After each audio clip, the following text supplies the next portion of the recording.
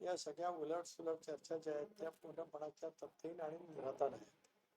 जयंतरावची आमची तिथे भेटही झाली नाही. जयंतरावांनी त्या संदर्भातला खुलासा केला की त्यांनी माननीय मुख्यमंत्री महोदयांची वेळ कुठल्या कारणासाठी मागितली.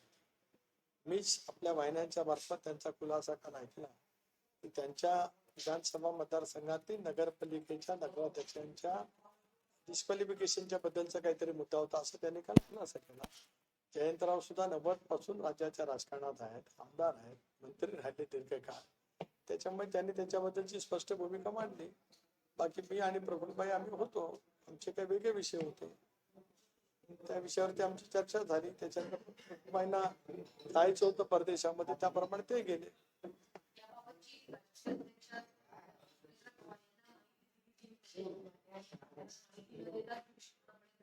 नाही, हा प्रश्न पक्षांतर्गत आहे, त्याच्यामध्ये काही दुमत असं काही कारण नाही. आम्ही बहिणी आमच्या राष्ट्रीय अध्यक्ष आहेत. ज्या वेळेला ज्या बाबी बहिणींच्या माहिती करता सांगणं आवश्यक आहे त्या नियमितपणाने आम्ही सांगत असतो. आमचा संवाद ट्युनिंग अतिशय उत्तम आहे. ज्या पद्धतीने दादांच्या जवळ माझं नातं गेले 35 वर्षाचं दूर राहिलं, ट्युनिंग अतिशय उत्तम पद्धतीने होतं. सर्वच गोष्टी आम्ही परस्परांच्या जवळ बोलत होतो, अशातला काय भाग नव्हता. पण मी काय करतोय, मला काय वाटतंय हे सहजगत्या दादांना समजत होतं. दादांच्या मनामध्ये काय, मला काय करायचं आहे हे मलाही त्यावेळेला कळत होतं. त्याच पद्धतीचं ट्युनिंग बहिणींच्या आणि माझ्यात आहे. त्यामुळे कुठलाही गैरसमज कोणाच्याही मनामध्ये आणण्याचं काही कारण नाही, उद्भवतच नाही.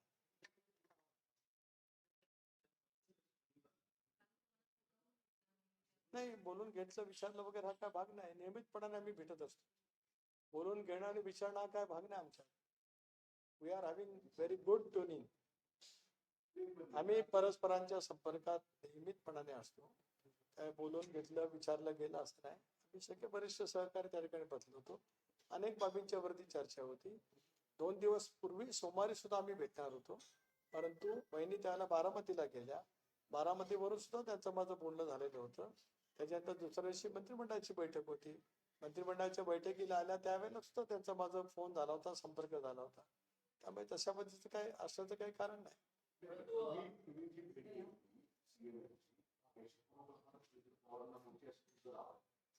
बघा, मी खासदारी आहे.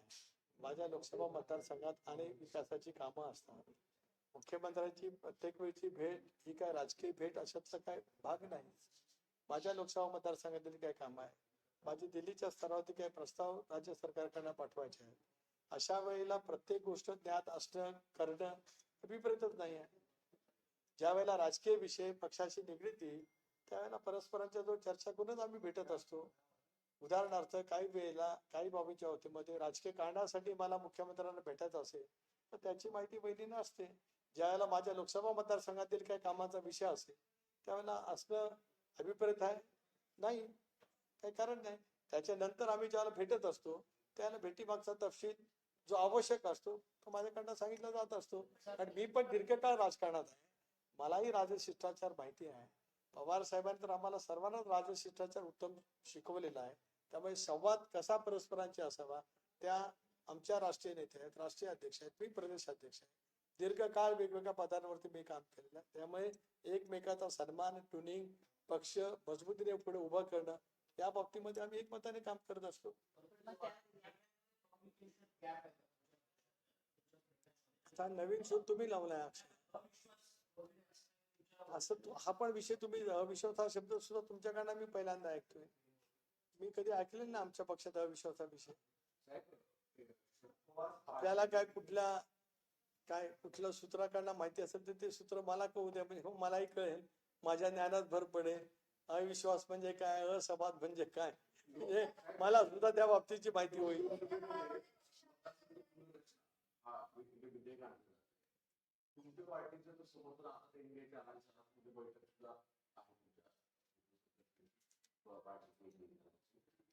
शरद पवार आणि काँग्रेसला समर्थन देते. तुमच्या राजकीय संदर्भात चर्चा झाल्या आहेत का? आणि या संदर्भात पण अनेक राजकीय गोष्टी सध्या सुरू आहे. एक असं आहे की गेल्या अधिवेशनात ज्यावेळेला बिल आलं त्यावेळेला मी इंडियामध्ये आहे. आम्ही मतदान केलंय. मतदानाच्या मध्ये ज्या वेळेला आकडे पाहिले असतील त्याला ज्या जागेवरती मी बसतो तिथून मतदान बिलाच्या समर्थनार्थ झालेलं आहे, त्यामुळे तिथं दुमत नाही. आदरणीय पवार साहेबांच्या पक्षाने बिलाला समर्थन द्यावं की न द्यावं हा त्या पक्षाचा नेतृत्वाचा भाग आहे. काल संसदीय नेत्या सुप्रियाताई सुळे यांनी त्या संदर्भातलं वक्तव्य केलेलं आहे. त्यांचा पक्ष आहे, त्यांचा त्या संदर्भातली जी काय भूमिका आहे, उलट त्याने त्याच्यातलं जे मी मांडलं ते ऐकलं आपल्या वाहिन्यांच्या मार्फत की त्या युपीएच्या नेत्याची चर्चा करणार आहेत. एक बिल आल्याच्या नंतर त्याच्यात काय नेमका अंतर्भाव आहे ते बघणार आहेत आणि 24 तासात त्यांची भूमिका ते मांडणार आहेत. त्यामुळे त्यांची भूमिका स्वतंत्रपणाने मांडण्याचा जो अधिकार आहे त्याबद्दल ते मांडतील. ताई आज चौथ्यांदा सभागृहात आहेत, उत्तम संसदपटू आहेत आणि पक्षाची भूमिका घेण्याची क्लॅरिटी त्यांच्या नेतृत्वाकडे त्यांच्याकडे आहे.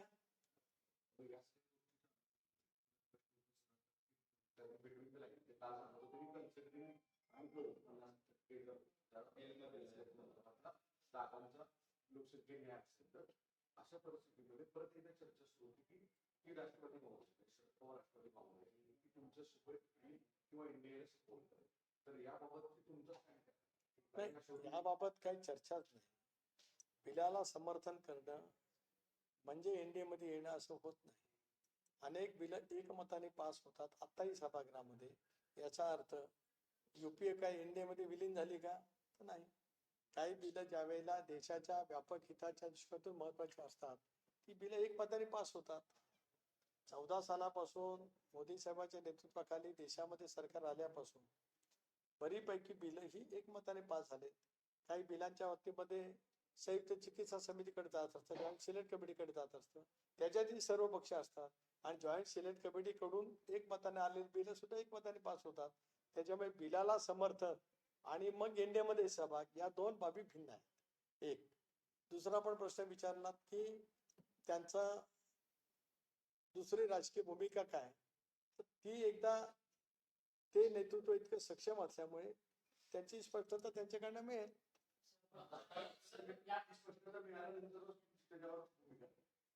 स्वाभाविकच आहे. एक कसं आहे की वारंवार स्वर्गीय दादा असतानाच विलिनीकरणाच्या चर्चा झाल्या. विलिनीकरणाच्या चर्चेचा अंतिम टप्प्यापर्यंत पोहोचल्या. मी अनेक वेळेला म्हटलं मला माहिती होतं, पण दुर्दैवाने दादांचं निधन झाल्याच्या नंतर विलिनीकरणाच्या चर्चाला पूर्णपणाने विराम मिळाला. काही दिवसापूर्वीच साहेबांच्या पक्षाची राज्य पातळीवरची बैठक झाली. त्यावेळेला कार्याध्यक्ष म्हणून सुप्रियाताई असतील, पक्षाध्यक्ष म्हणून शशिकांत शिंदे असतील, त्यांनी स्पष्टपणे सांगितले की आता विलिनीकरणाच्या चर्चेला पूर्ण विराम आहे. ही भूमिका स्पष्टपणे त्या ठिकाणी मांडली गेली. त्यामुळे नव्याने काही ती चर्चा कुठे सुरू झालेली नाही. सुरू झालीच तर मग तो विषय, पण आज तरी कुठे सुरू झाल्याचं चित्र नाही.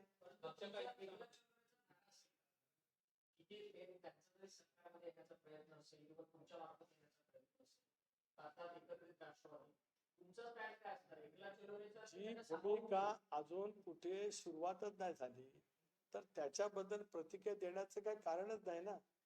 ज्या गोष्टीची सुरुवातच काय झालेली नसेल तर त्याच्यात काय प्रतिक्रिया देणार.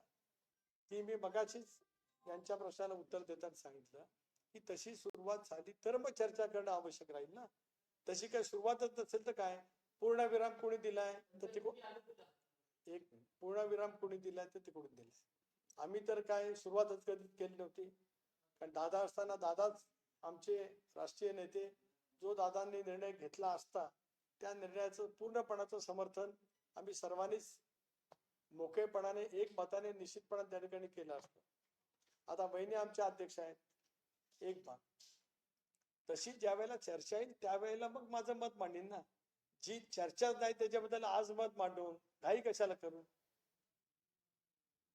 मला 40 वर्षाच्या प्रदीर्घ अनुभवाच्यामुळे कधी काय घाई करावी, कधी काय मत प्रदर्शित करावं तेवढं तर नक्की कळतं ना.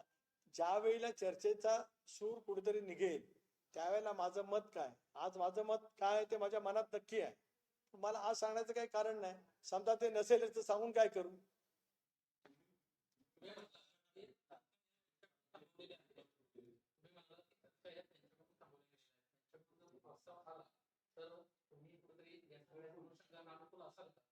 मी तेच म्हटलं येणारच आहे की नाही प्रस्ताव याचीच माहिती नाही तर मी अनुकूल आणि प्रतिकूलचा विषय काय येतो. सभागृहामध्ये ज्याला मतदान होतं अनुकूल आहे का अनुकूल त्याने हात वर करा, प्रतिकूल आहे का त्यांनी प्रतिकूल हात वर करावं असं सभागृहात होतं. तसं काही नाही आहे इथे. इथे इथे एकेकाळी आम्ही सर्वांनी एकत्रित काम केलं. एक दादांच्या नेतृत्वाखाली आम्ही स्वच्छपणाची भूमिका घेतली की बहुजन समाजाचा व्यापक हित साधत असेल तर चव्हाण साहेबांनी जो विचार दिला ते त्याच्या अनुषंगाने आम्ही एनडीए मध्ये सहभागी झालो. महाराष्ट्रातल्या जनतेने त्याचं स्वागत केलं. आता मुद्दा विलिनीकरणाचा तो दादा असताना चर्चा झाली त्याच्याबद्दल होई म्हटलं, पण दादांच्या दुर्दैवी निधनाच्या नंतर तिथे इक्वेशन सगळी बदलली.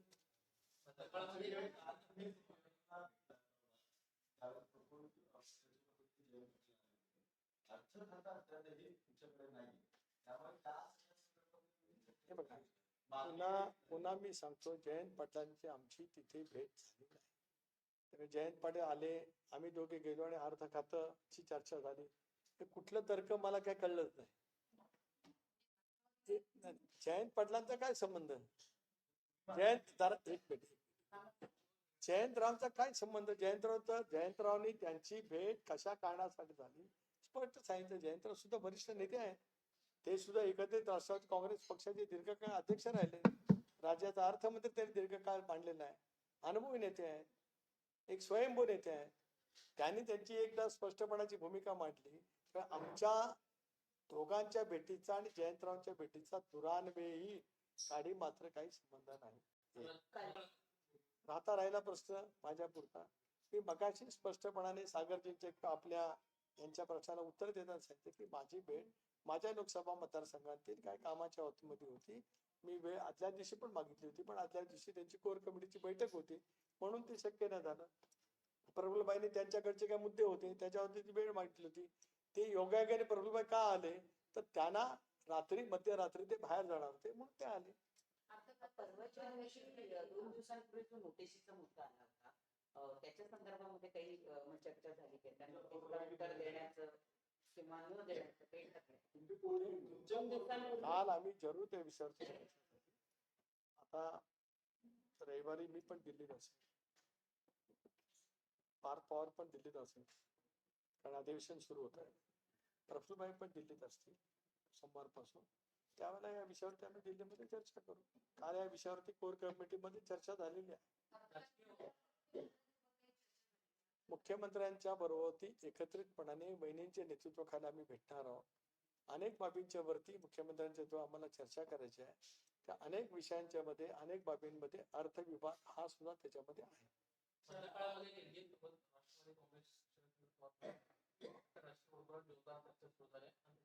मुख्यमंत्र्यांनी स्टेटमेंट केलं की नवा पक्ष आम्ही सोबत घेणार नाही, आमच्यासोबत जे आहे त्यांना सोडणार नाही, शरद पवार राष्ट्रवादी सोडणार नाही. एकंदरीतच काय त्यांना कुठेतरी एक सुरुवात होते की राष्ट्रवादी काँग्रेस पक्षासोबत त्यांना आलं पाहिजे अशी राजकीय वर्तुळात चर्चा आहे. जर असं होत असेल तर आपला मुख्यमंत्री भारतीय जनता पक्षाचे राज्याचे प्रमुख नेते देशपातळीवरचे आहे. त्याने जी भूमिका स्पष्ट केली ती एनडीएच्या वतीने भारतीय जनता पक्षाची म्हणूनच स्पष्ट त्या ठिकाणी केलेली आहे. मी अनेक वार आपल्याजवळ संवाद करताना बोललो की एनडीए म्हणजे काय तर भाजपच्या नेतृत्वाखाली समविचारी किंवा एनडीए मध्ये सहभागी झालेले पक्ष म्हणजे एनडीए. युपीए म्हणजे काय तर काँग्रेस प्रणित आघाडी. त्याच्यामुळे जी भूमिका मुख्यमंत्र्यांनी मांडली ती भारतीय जनता पक्षाची स्वाभाविकपणाने एनडीएचं प्रमुख पुत्र ज्या पक्षाकडे आहे त्यांनी मांडली की आता एनडीए मध्ये नवीन पक्ष नाही. त्याच्यामुळे ती भूमिका त्यांनी त्या ठिकाणी स्पष्ट मांडली. आता त्यांनी ती मांडल्याच्या नंतर मग इतर देशामध्ये किंवा राज्यामध्ये इतर जे काही पक्ष असतील त्यांची भूमिका त्याच्याबद्दलची काय ते सांगू शकतील.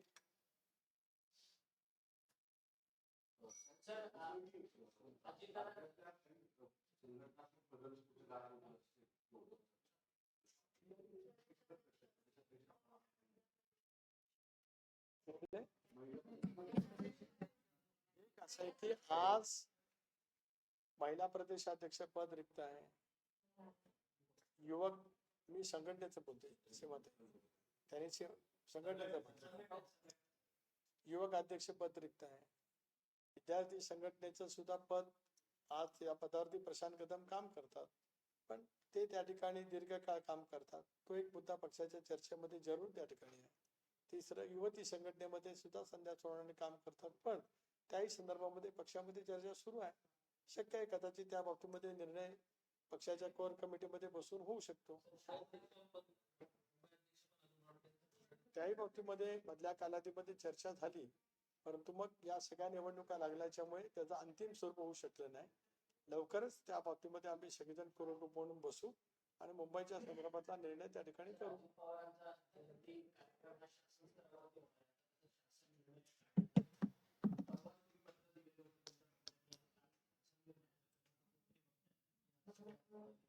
स्वर्गीय अजितदादांचं योगदान महाराष्ट्राच्या सर्वांगीण क्षेत्रासाठी, महाराष्ट्राच्या उन्नतीसाठी फार मोठ्या प्रमाणावरती राहिले. मी राज्याचे मुख्यमंत्री देवेंद्रजी फडणवीस, मुख्यमंत्री एकनाथराव शिंदे, वहिनी संबंधित आहेत, पण वहिनी आमच्या उपमुख्यमंत्री आहेत आणि साऱ्या मंत्रिमंडळाचे अतिशय मनापासून प्रदेश राष्ट्रवादी काँग्रेस पक्षाचा अध्यक्ष म्हणून आणि दादांचा अनेक वर्षाचा एक निकटचा सहकार्य म्हणून गुण व्यक्त करतो की दादांनी जे काम, जे योगदान महाराष्ट्राच्या प्रगतीसाठी दिले, त्याचा आदर आज सरकारच्या माध्यमातून त्या ठिकाणी होतो आहे. म्हणून संबंध राज्यभरात शासकीय कार्यालयामध्ये, निमशासकीय कार्यालयामध्ये दादांची जयंती त्या दिवशी साजरी होते आहे. आम्हा सर्वांच्यासाठी तो क्लेशकारक, वेदनाकारी क्षण आहेच, पण आमच्या नेतृत्वाने केलेलं काम अभिमानास्पद आहे. याचा सुद्धा आम्हाला सर्वांनाच एक वेगळ्या भावना आमच्या प्रत्येकाच्या मनामध्ये आहे.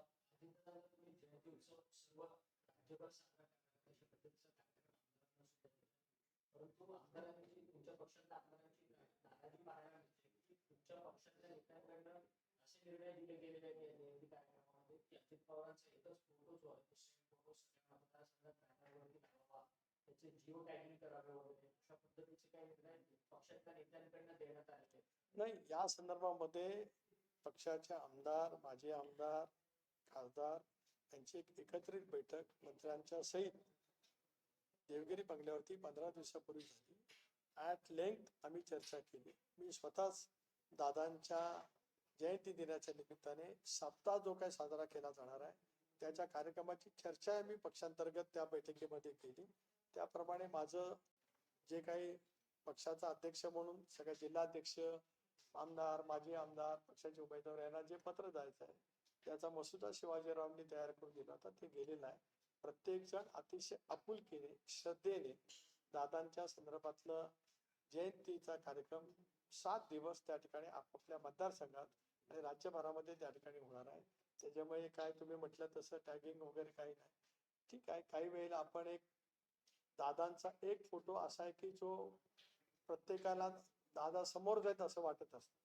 त्याच्यामुळे आम्ही चर्चा करत असताना करत असतो की कुठला फोटो अधिक लोकांच्या मनामध्ये दादांच्या प्रती, प्रत्येकाच्या मनात आहेच भावना, त्या अधिक उच्चंबळून आल्यासारखा तो दिवस त्यांच्या आठवणीचा आहे. त्याच्यामुळे ते एकंदरीत आम्ही चर्चा करतच असतो नेहमी.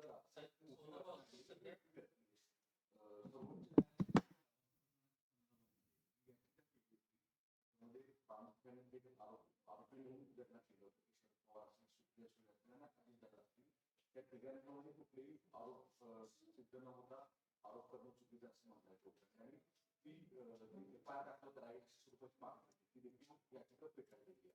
एक मोठा दिलासा या सगळ्या प्रकरणाच्या या संबंध कायदेशीर बाबीमध्ये मी एक साक्षीदार होतो, घटक होतो.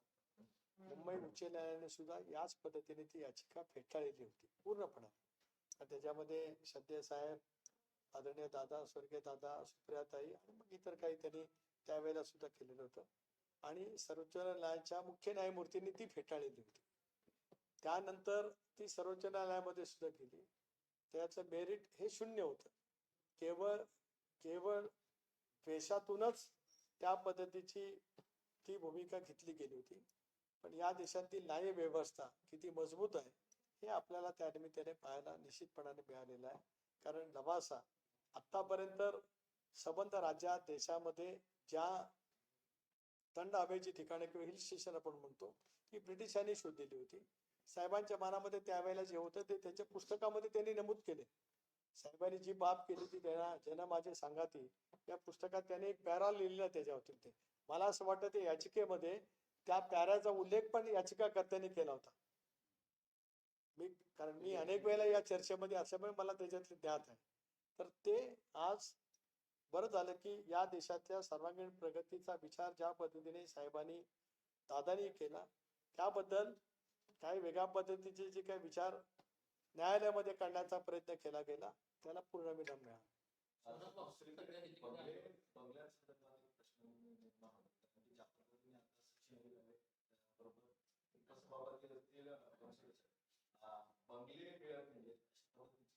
तो काय भाग माझ्याशी नाही, माझा भाग संघटनेचा आहे. धन्यवाद धन्यवाद धन्यवाद धन्यवाद धन्यवाद.